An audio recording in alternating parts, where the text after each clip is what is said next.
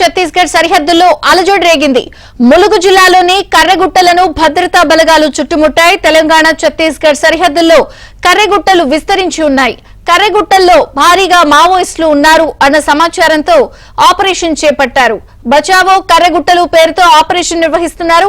అటు ఛత్తీస్గఢ్ నుంచి ఇటు తెలంగాణ వైపు నుంచి కర్రెగుట్టలను సిఆర్పీఎఫ్ బలగాలు చుట్టుముట్టాయి. ఇప్పటికే కర్రెగుట్టల చుట్టూ భారీగా పేలుడు పదార్థాలు పెట్టినట్లు ప్రకటించిన మావోయిస్టులు ఆ వైపు ఆదివాసీలు వెళ్లవద్దు అంటూ హెచ్చరికలు జారీ చేశారు. దీంతో ఏ క్షణంలో ఏం జరుగుతుందో అనే టెన్షన్ నెలకొంది.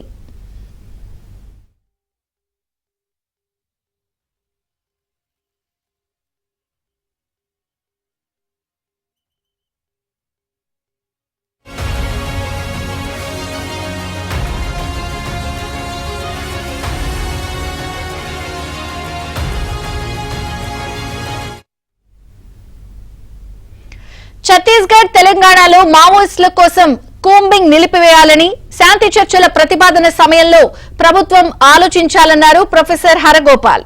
2004లో ఉమ్మడి ఆంధ్రప్రదేశ్ లో శాంతి చర్చలు గొప్ప ప్రయోగమన్నారు. ఛత్తీస్గఢ్ లో శాంతి చర్చల కోసం ఎవరైనా వచ్చి తనతో చర్చలు జరపొచ్చని సీఎం చెప్పారన్నారు.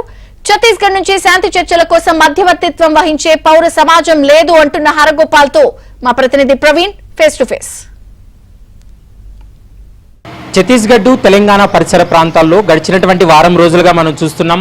భీకరమైనటువంటి కాల్పులు జరుపుతున్నటువంటి పరిస్థితి కూడా కనపడుతుంది. ఒకవైపు సిఆర్పీఎఫ్ బలగాళ్ళు ఛత్తీస్గఢ్లో అటవీ ప్రాంతాన్ని పూర్తిగా వారు చుట్టుముట్టినటువంటి పరిస్థితి కనపడుతుంది. ఒకవైపు మావోయిస్ట్ పార్టీ ఇప్పటికే శాంతి చర్చల పేరుతోటి ప్రతిపాదన కూడా తీసుకొచ్చింది. కానీ కేంద్ర రాష్ట్ర ప్రభుత్వాలు అయితే మాత్రం ఇంకా ఆ కాల్పులకు తెగబడుతూ ఉన్నారు. ప్రధానంగా ఇప్పటికే కర్రెగుట్టలు మొత్తం కూడా ఇటు తెలంగాణ నుంచి కూడా సిఆర్పీఎఫ్ బలగాలు, ఛత్తీస్గఢ్ నుంచి సిఆర్పీఎఫ్ బలగాలు మోహరించాయి. ప్రస్తుతం గడిచినటువంటి వారం రోజులుగా జరుగుతున్నటువంటి పరిణామాలపైన మనతో పాటు మాట్లాడడానికి ప్రొఫెసర్ హరగోపాల్ ఉన్నారు. ఒకసారి మాట్లాడదాం. సార్, చూస్తున్నాం మనం గత వారం రోజుల నుంచి ఇటు ఛత్తీస్గఢ్ కావచ్చు, తెలంగాణ బార్డర్లో కొంత ఉద్రిక్త పరిస్థితులు నెలకొన్నాయి.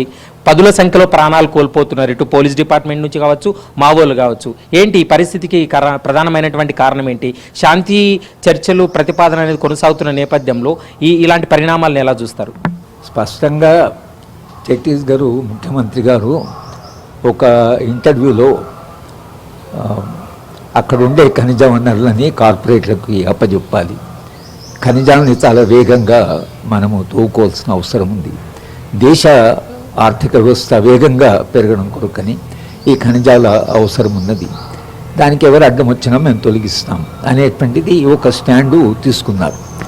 కేంద్ర ప్రభుత్వం అయితే ఒక ముహూర్తం పెట్టేసి ఆ ముహూర్తం లోపల మొత్తంగా అక్కడ ఇటువంటి ప్రతిఘటన లేకుండా దాన్ని పూర్తిగా అణచివేస్తామని స్పష్టంగానే ప్రభుత్వం దాని విషయంలో వాళ్ళేమీ ఒక మాటలో చెప్పి ఒక మాట వాళ్ళు చెప్పిన మాటనే చేస్తున్నారు.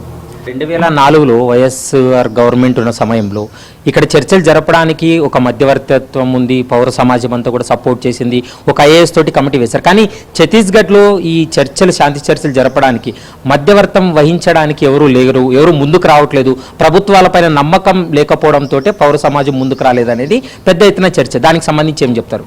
ఛత్తీస్గఢ్లో ఆదివాసీ ప్రాంతం కాబట్టి అక్కడ పౌర సమాజము బలంగా లేదు. నిజానికి తెలంగాణలో ఉన్నంత బలంగా పౌర సమాజం దేశంలో చాలా ప్రాంతాల్లో లేదు. కనుక పౌర సమాజం ఇక్కడ ఉంది కాబట్టి పౌర సమాజం ఇక్కడ నుంచే ఆ చర్చల ప్రతిపాదన వచ్చింది. ఛత్తీస్గఢ్లో పౌర సమాజం లేదు. ఉంటే బేలా భాటియా గారు, తర్వాత సోనీ సోరీ ఇలాంటి వాళ్ళు ఉన్నారు, కానీ వ్యక్తులు ఉన్నారు. కానీ సమాజంలో స్పందించే మధ్యతరగతి అక్కడ లేదు. శాంతి చర్చల విషయంలో మరొక చర్చ కూడా జరుగుతుంది సార్. అంటే శాంతి చర్చల పేరుతోటి పిలిపించి మాట్లాడి మావోయిస్టు పార్టీ యొక్క మనుగడంతా కూడా రాష్ట్ర ప్రభుత్వాలు తెలుసుకొని తర్వాత వాళ్ళపైన అటాక్ చేసి వాళ్ళని ఎన్కౌంటర్లు చేయడం కానీ వాళ్ళ మనుగడంతా కూడా వాళ్ళ గుప్పట్లోకి వెళ్ళిపోతుంది. శాంతి చర్చల వల్ల ప్రభుత్వాలను నమ్మలేము అనేటువంటి చర్చ కూడా కొనసాగుతుంది. ఇప్పుడున్నటువంటి పరిస్థితుల్లో ఎట్లుందంట? శాంతి అనేది ఎప్పుడైనా విశ్వాసంతోనే అది ఒక విలువ. దానికేమీ చట్టబద్ధత, దానికి ఒక రూల్ ఆఫ్ లా ఏమి ఉండదు.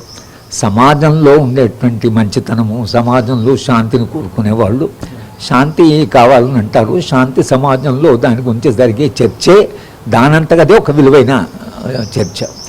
రేపు ప్రభుత్వం వాళ్ళని పిలిచి మొత్తంగా చేస్తారా, లేక ప్రభుత్వం పిలిచి చేసే బదులు ఇప్పుడు ఎలాగో వాళ్ళు చేస్తున్నారు, వాళ్ళు పై చేయి ఉంది కాబట్టి వాళ్ళని పిలిచి చేయవలసినటువంటి అవసరము వాళ్ళకి ఏం లేదు. కానీ ఒకటి ఏంటంటే భిన్నమైన కోణాలు ఉంటాయి. మన దేశంలో ఒక సమస్యకి భిన్న కోణాలు ఉంటాయి. అన్ని కోణాలు బయటకు వస్తున్నాయి. ఒక్కొక్కరు ఏమనుకుంటున్నారో, ఒక్కొక్క వర్గం ఏమనుకుంటున్నారో అది బయటకు వస్తున్నాయి.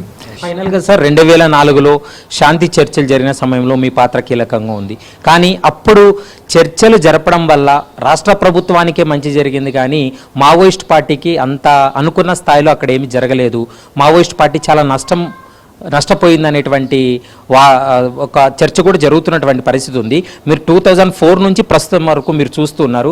ఏంటి సార్, ఆ చర్చల వల్ల ఏమైనా ఉపయోగం ఉందనుకుంటున్నారా లేదా? 2004లోనే నేను ఒక వ్యాసం రాశాను.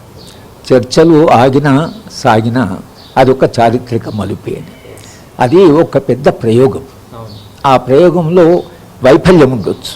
ఇప్పుడు 20 ఏళ్ల తర్వాత ఆ ప్రయోగం గురించి మాట్లాడుతున్నాం కదా. ఒకవేళ ఆ రోజు ఎవరు దెబ్బతిన్నారు అనేది మనం అనుకున్నా, రాజకీయంగా ఇవాళ మళ్ళీ 20 ఏళ్ల తర్వాత ఎవరో ఒక జస్టిస్ గారు మళ్ళీ ఆ శాంతి చర్చల గురించి మాట్లాడుతున్న దేశం ఒకవేళ ఆ ప్రయోగం జరిపితే వాళ్ళు ఈ చర్చలు.